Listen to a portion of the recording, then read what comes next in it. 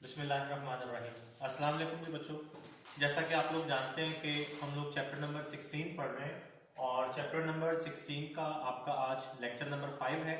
और lecture number 5 में हमारा जो टॉपिक है जिसको हमने अंडरस्टैंड करना है ये है एसी थ्रू कैपेसिटर। अगर आपको एसी सर्किट्स वाला टॉपिक याद है, आपने वो लेक्चर सुना है, तो एसी सर्किट्स को डिफाइन करते हुए मैंने आपसे कहा था कि एक ऐसा सर्किट जिसको आप किसी एक ऑल्टरनेटिंग सोर्स के साथ एक्साइट करेंगे। और एक्साइट करने का मतलब बताया था कि जिस सर्किट को आपने जो एनर्जी या जो पावर प्रोवाइड करनी है, और अगर थोड़ा सा मैं और आसान लफ्जों में बात कर दूं तो सर्किट को आपने जो करंट या वोल्टेज देना है वो आपने एक ऑल्टरनेटिंग सोर्स से देना। तो जब आपने सर्किट में ऑल्टरनेटिंग सोर्स यूज कर दिया तो वो ऑल्टरनेटिंग सर्किट बन जाएगा। अब ऑल्टरनेटिंग सर्किट्स में तीन हमारे पास ऐसे एलिमेंट्स होते हैं जो करंट को कंट्रोल करने के लिए इस्तेमाल किए जा सकते हैं। एक उसमें है रजिस्टर, और जब आपने रजिस्टर में से ऑल्टरनेटिंग करंट को पास करवाया तो आप उसके इफेक्ट्स देख चुके हैं। दूसरा जो एलिमेंट है, दूसरा जो कंपोनेंट है वो है कैपेसिटर। तो अभी आज के टॉपिक में हम ये अंडरस्टैंड करेंगे कि जब आप कैपेसिटर को ऑल्टरनेटिंग करंट देंगे, जब आप कैपेसिटर में से ऑल्टरनेटिंग करंट पास करवाएंगे तो वो कैपेसिटर कैसे उस ऑल्टरनेटिंग करंट को पास करेगा और कैपेसिटर का जो बिहेवियर है वो क्या होगा। तीसरा जो कंपोनेंट है वो इंडक्टर है, वो इससे आगे वाला टॉपिक है कि जब आप इंडक्टर में से ऑल्टरनेटिंग करंट को पास करवाते हैं तो वो हमें कैसा बिहेवियर शो करता है। तो हम अपने टॉपिक की तरफ आते हैं। जब ये टॉपिक बच्चों हम लोग स्टार्ट करते हैं तो सबसे पहले आप एक चीज देखते हैं कि सर कैपेसिटर के बारे में तो हम लोग चैप्टर नंबर 12 में भी पढ़ के आए। तो हमने कैपेसिटर के बारे में जब चैप्टर नंबर 12 में भी पढ़ा तो फिर यहाँ पे हमें दोबारा क्यों जरूरत पड़ी इसी कैपेसिटर को अंडरस्टैंड करने की। तो इसका आंसर ये होता है बेटे, आपने जब चैप्टर 12 में कैपेसिटर पढ़ा था तो वहां पे आप कैपेसिटर को डायरेक्ट करंट दे रहे थे। अभी आप जो चैप्टर पढ़ रहे हैं ये ऑल्टरनेटिंग करंट का है और आप कैपेसिटर को ऑल्टरनेटिंग करंट देंगे। तो ये एक डिफरेंस है कि हमें इसलिए इसको दोबारा पढ़ना पड़ा। अब जब आपने चैप्टर नंबर 12 पढ़ा था तो उसका जो लास्ट टॉपिक था charging and discharging of capacitor, तो वहां पे भी आपको ये बात बताई गई थी कि जो कैपेसिटर है वो डायरेक्ट करंट को पास नहीं करवाता। कैपेसिटर को अगर आप डायरेक्ट करंट देंगे ना तो डायरेक्ट करंट सिर्फ तभी उस कैपेसिटर वाले सर्किट में से पास कर रहा होगा जब यहां तो कैपेसिटर चार्ज हो रहा है या डिस्चार्ज हो रहा है। वो जो करंट होता है जो कैपेसिटर की चार्जिंग और डिस्चार्जिंग के टाइम पास कर रहा होता है उसको हम लोग नाम दे रहे होते हैं चार्जिंग करंट या डिस्चार्जिंग करंट। अब जब आप कैपेसिटर को डायरेक्ट करंट से चार्ज कर रहे हैं तो जैसे ही बच्चों कैपेसिटर फुली चार्ज हो जाता है ना तो उस सर्किट में से करंट का फ्लो सीज हो जाता है, रुक जाता है। तो हम कहते हैं कि कैपेसिटर चार्ज हो गया, करंट का फ्लो रुक गया। और ये मैं बात कर रहा हूं डायरेक्ट करंट के बारे में। फिर आप जब कैपेसिटर को डिस्चार्ज करते हैं तो जब तक कैपेसिटर डिस्चार्ज हो रहा होता है सिर्फ तब तक करंट फ्लो कर रहा होता है जिसे हम नाम देते हैं डिस्चार्जिंग करंट। जैसे ही कैपेसिटर फुली डिस्चार्ज हो जाता है तो करंट का फ्लो सीज हो जाता है। तो उसके बाद फुली चार्ज होने के बाद या फुली डिस्चार्ज होने के बाद उस सर्किट में से कोई करंट फ्लो नहीं करेगा। तो हम लोग कहते हैं कि जो कैपेसिटर है वो डायरेक्ट करंट को फ्लो नहीं करवाता, उसमें से डायरेक्ट करंट पास नहीं कर सकता। अब इसकी रीजन क्या है, डायरेक्ट करंट क्यों पास नहीं कर सकता? इसकी रीजन ये कैपेसिटर की प्लेट्स के दरमियान पड़ा हुआ डाइलेक्ट्रिक मटेरियल। ये आपने पढ़ा था कि ये जो डाइलेक्ट्रिक मटेरियल है ये बेसिकली एक इंसुलेटर होता है। ये एक ऐसा इंसुलेटर होता है जिसकी इलेक्ट्रिक पोलराइजेशन हो सके। हर डाइलेक्ट्रिक इंसुलेटर होगा बट हर इंसुलेटर जो है ये डाइलेक्ट्रिक नहीं होगा। तो हमने यहाँ पे ये जो डाइलेक्ट्रिक मटेरियल प्लेस में देखें, अभी यहाँ पे आपने ये डायरेक्ट करंट लगाया हुआ है, आप यहाँ पे लगा दें एक स्विच। आपने जब इस स्विच को ऑफ किया हुआ है कैपेसिटर की प्लेट्स के ऊपर कोई चार्ज नहीं है, जीरो चार्ज है। आप जैसे स्विच को ऑन करेंगे तो ये वाली प्लेट जो बैटरी के पॉजिटिव टर्मिनल के साथ अटैच है इसके ऊपर पॉजिटिव चार्ज आना शुरू हो जाएगा, और ये प्लेट जो बैटरी के नेगेटिव टर्मिनल के साथ अटैच है इसके ऊपर नेगेटिव चार्ज आना शुरू हो जाएगा। तो जब तक ये कैपेसिटर की चार्जिंग का प्रोसेस हो रहा है सिर्फ तब तक करंट फ्लो कर रहा है। अब प्लेट्स की जो लिमिट है, प्लेट्स की जो कैपेसिटी है, जब प्लेट्स ने अपनी उन कैपेसिटी के मुताबिक अपना मैक्सिमम चार्ज स्टोर कर लिया तो कैपेसिटर फुली चार्ज हो चुका है, तो अब इस सर्किट में से करंट फ्लो नहीं करेगा। तो अभी अगर आप यहाँ पे एक छोटा सा बल्ब लगा देते हैं, अभी अगर आप यहाँ पे एक छोटा सा बल्ब लगा देते हैं इस तरह से, तो बच्चों आप देखेंगे कि अभी ये बल्ब ऑन नहीं होगा। इनिशियली ऑन होगा लेकिन जैसे ही कैपेसिटर फुली चार्ज हो जाएगा बल्ब ऑफ हो जाएगा। क्यों? क्योंकि करंट का फ्लो रुक गया। तो हमने कहा जी यहाँ पे चूंकि प्लेट्स के दरमियान डाइलेक्ट्रिक या इंसुलेटर पड़ा हुआ है तो यहाँ से करंट पास नहीं कर रहा, तो कैपेसिटर जो है वो डायरेक्ट करंट को पास नहीं करवा रहा, तो बल्ब ऑफ हो गया। अच्छा, अब ये बड़ा इंपॉर्टेंट पॉइंट है कि इस इंसुलेटर की मौजूदगी जो है वो करंट को फ्लो नहीं करने देती। अब इसी कैपेसिटर को अगर आप डायरेक्ट करंट दे दें तो फिर क्या होगा? अब ये चीज देखने के लिए कि क्या इस कैपेसिटर में से डायरेक्ट करंट पास कर सकते हैं, हम सिंपल क्या करते हैं, एक लो पावर का बल्ब, उसके साथ सीरीज में एक कैपेसिटर 1 माइक्रोफैरड का कह सकते हैं, एक स्विच और एक अल्टरनेटिंग सोर्स हमने यहां पे लगा दिया। अब आप देखेंगे कि जैसे ही आप इस स्विच को ऑन करेंगे ना, तो ये जो इनकंडेंसेंट लैंप होगा हमारे पास ये ऑन हो जाएगा। अब इस लैंप का, और ये कॉन्टिन्यूसली ऑन रहेगा। अब इस लैंप का, इस बल्ब का ऑन होना इस बात का प्रूफ है कि जी ये कैपेसिटर में से करंट पास कर रहा है। तो जब कैपेसिटर में से करंट पास कर रहा है तो तभी सर्किट कंप्लीट हो रहा है ना, और तभी इस सर्किट में से करंट फ्लो करते हुए बल्ब में से पास किया तो बल्ब ऑन हुआ। अब ये हमें ये बात तो यहां से वेरीफाई होगी कि जी जो कैपेसिटर है वो अल्टरनेटिंग करंट को पास करवा रहा है। बट अगला प्रॉब्लम ये है कि अभी भी हमने कहा कि कैपेसिटर की प्लेट्स के दरमियान तो डाइलेक्ट्रिक मटेरियल पड़ा हुआ है। तो जब कैपेसिटर की प्लेट्स के दरमियान डाइलेक्ट्रिक या इंसुलेटर पड़ा हुआ है तो कैपेसिटर में से करंट कैसे पास कर रहा है? ये बेसिकली कैपेसिटर में से करंट पास नहीं कर रहा, ये सिर्फ हमारी आंखों का धोखा है। ये जो जिसे आप कहते हैं ना कि ये हाथ की सफाई है, तो ये कैपेसिटर की सफाई है। इसको हमने अंडरस्टैंड करना है कि कैपेसिटर हमारे साथ गेम क्या खेल रहा है। यहां पे मैंने एक लाइन लिखी है कि कैपेसिटर की जो प्लेट्स है वो पहले एक वे में चार्ज होती है, फिर डिस्चार्ज होती है, और फिर वो दूसरे वे में जाके चार्ज होती है। तो उनकी चार्जिंग डिस्चार्जिंग चार्जिंग डिस्चार्जिंग, ये जब तक आप अल्टरनेटिंग करंट देंगे कैपेसिटर की प्लेट्स की चार्जिंग डिस्चार्जिंग चार्जिंग डिस्चार्जिंग का प्रोसेस कंटिन्यूअसली चलता रहेगा, और हमें ऐसे नजर आएगा कि जैसे इस कैपेसिटर में से करंट फ्लो कर रहा है, इनफैक्ट वो कैपेसिटर में से करंट फ्लो नहीं कर रहा होता। अब देखिए ऐसा कैसे पॉसिबल है। ये यहां पे एक छोटा सा सर्किट बना के मैं आपको दिखा रहा हूं। ये कैपेसिटर की प्लेट्स है, पैरेलल प्लेट कैपेसिटर डेफिनेटली बनाया हुआ आपको नजर आ रहा है, और ये प्लेट्स के दरमियान में एक डाइलेक्ट्रिक या एक इंसुलेटर रखा हुआ। अब देखिए ये यहां पे जो मैंने सोर्स लगाया है, अब ये अल्टरनेटिंग सोर्स लगा हुआ है। इस अल्टरनेटिंग सोर्स ने अपनी पोलैरिटी को रिवर्स करना है। फर्ज करें मैं कहता हूं कि मैं इसका टाइम लेता हूं 0 to t/2, half time period तक का मैं इसका टाइम कंसीडर कर रहा हूं। तो हाफ टाइम पीरियड में इसका ये वाला टर्मिनल पॉजिटिव, जी ये यहां पे आपको एक पैरेलल प्लेट कैपेसिटर बना हुआ नजर आ रहा है। ये दोनों प्लेट्स जो है कैपेसिटर की हैं और इसके बीच में एक डाइलेक्ट्रिक मटेरियल जो है वो प्लेस किया गया। अब ये अल्टरनेटिंग सोर्स लगा हुआ है, तो मैं पहले इसका हाफ टाइम पीरियड लेता हूं। तो हाफ टाइम पीरियड में इसका ये टर्मिनल पॉजिटिव है और ये टर्मिनल नेगेटिव।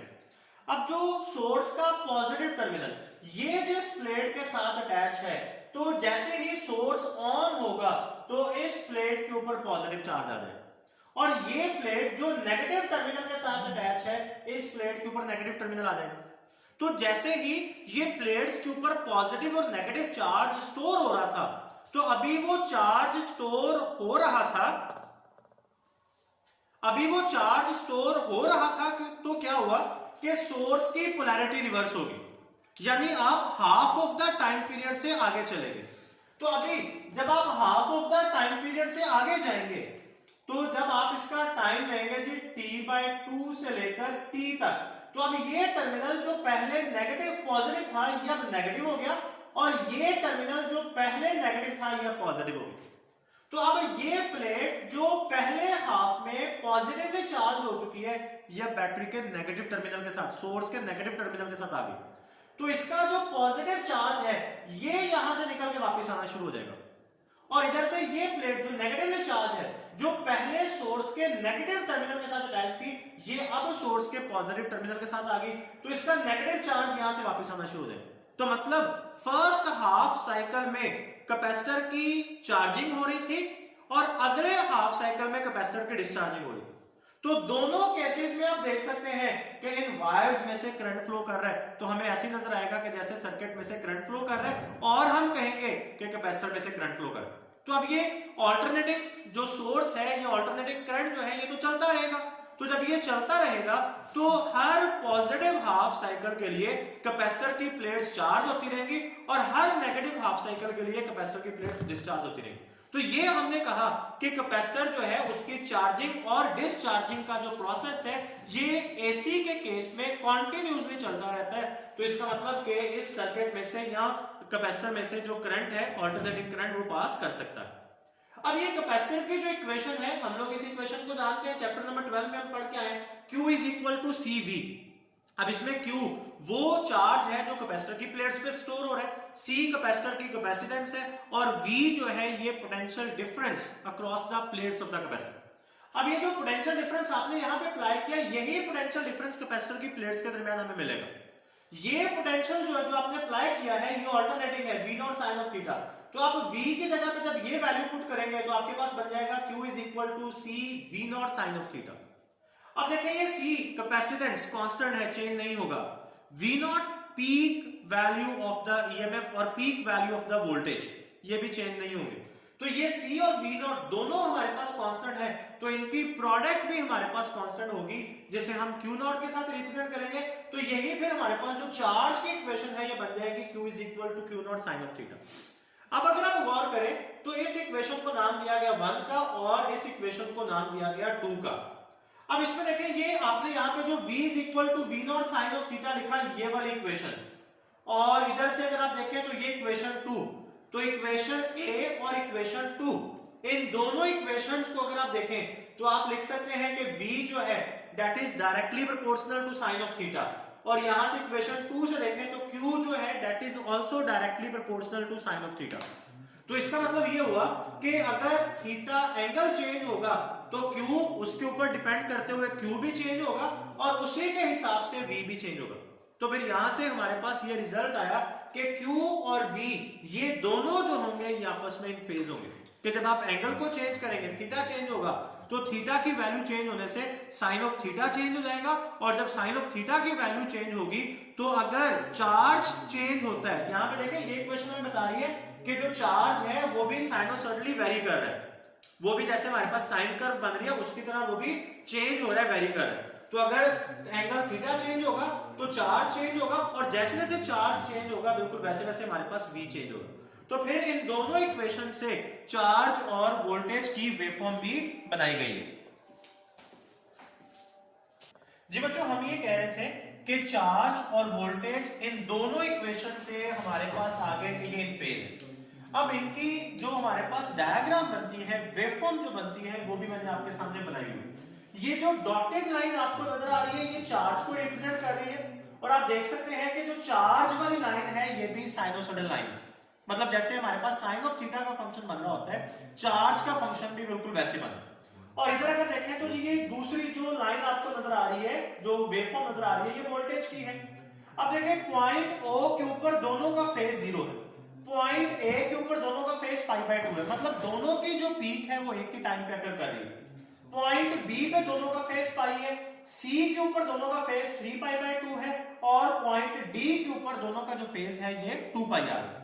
तो हम यहां से कह सकते हैं, या हमें एक बार फिर इस बात का प्रूफ मिल गया कि जो चार्ज और वोल्टेज होंगे वो इन फेज होंगे, और उनकी पॉजिटिव पीक्स, नेगेटिव पीक्स और जीरो वैल्यूज एक साथ एग्जिस्ट करेंगे। अच्छा, जब देखें डेफिनेशन ऑफ करंट, करंट की डेफिनेशन हमारे पास है delta Q over delta T। आप इस चैप्टर के स्टार्ट में जब आपने वेवफॉर्म का कॉन्सेप्ट पढ़ा था तो आपने पढ़ा था कि आप एक्स एक्सिस के ऊपर थीटा या टाइम को प्लॉट कर सकते हैं। तो अगर मैं थीटा की जगह पे यहाँ पे टाइम को प्लॉट करूं तो Q वर्सेस T ग्राफ बनेगा, और इस Q वर्सेस T ग्राफ की स्लोप अगर मैं फाइंड करूं तो वो slope delta Q over delta T के इक्वल होगी, क्योंकि स्लोप का फॉर्मूला होता है delta Y over delta X। तो यहाँ पे देखें y एक्सिस के ऊपर चार्ज है तो डेल्टा y की जगह पे डेल्टा Q आ जाएगा, और x एक्सिस के ऊपर T होगा तो डेल्टा x की जगह पे डेल्टा T आ जाएगा। तो मतलब Q वर्सेस T ग्राफ की जो स्लोप है ये मेरे पास करंट की इक्वल होगी। तो ये Q वर्सेस T ग्राफ जो बना हुआ है आप उसकी स्लोप देख रहे हैं डिफरेंट पॉइंट्स पे। पॉइंट O के ऊपर जब आप देखेंगे ना, आप देखें ये ग्राफ मेरे पास जो है वो कांस्टेंट स्लोप वाला नहीं बनेगा, वेरिएबल स्लोप वाला बनेगा। तो जिस पॉइंट के ऊपर आपने स्लोप फाइंड करनी होगी उस पॉइंट के ऊपर आप एक टेंजेंट ड्रॉ करेंगे और फिर उस टेंजेंट की स्लोप फाइंड करेंगे। जैसे अगर आप देखें ये पॉइंट O है, पॉइंट O के ऊपर जब आप टेंजेंट ड्रॉ करेंगे तो ये टेंजेंट मेरे पास बिल्कुल इस तरह स्ट्रेट ऊपर की तरफ जा रहा होगा, सीधा वर्टिकल 90 डिग्री पर लाइन आ जाएगी। तो उस टेंजेंट की जो स्लोप होगी वो पॉजिटिव, मैक्सिमम या इंफिनिटी होगी। तो इसलिए मैंने लिखा कि जी पॉइंट O के ऊपर जो स्लोप है ये मैक्सिमम है, और स्लोप जो है वो चूंकि करंट के इक्वल है, तो पॉइंट ओ के ऊपर अगर स्लोप मैक्सिमम होगी तो जो करंट है वो मैक्सिमम हो जाएगा। अच्छा जी, फिर पॉइंट ए में देखें, जब आप टेंजेंट ड्रॉ करेंगे तो ये इस तरह से हॉरिजॉन्टल लाइन बन जाएगी स्ट्रेट, ये लाइन बनेगी parallel to the X axis. तो जब ये line parallel to the X axis बनेगी तो मतलब उस लाइन की जो स्लोप होगी वो जीरो हो जाएगी, तो पॉइंट ए पे स्लोप जीरो आ गया।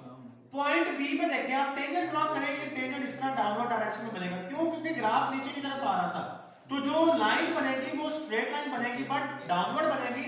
तो इसका मतलब जब वो along the negative Y axis tangent बनेगा तो उसकी स्लोप भी मैक्सिमम होगी बट नेगेटिव होगी। पॉइंट सी पे टेंजेंट ड्रॉ करके उसकी स्लोप फाइंड करेंगे, वो फिर जीरो, और पॉइंट डी पे फिर स्लोप मैक्सिमम। तो अब बच्चों इन पॉइंट्स के ऊपर जो जो हमारे पास स्लोप आ रही है वही करंट आएगा।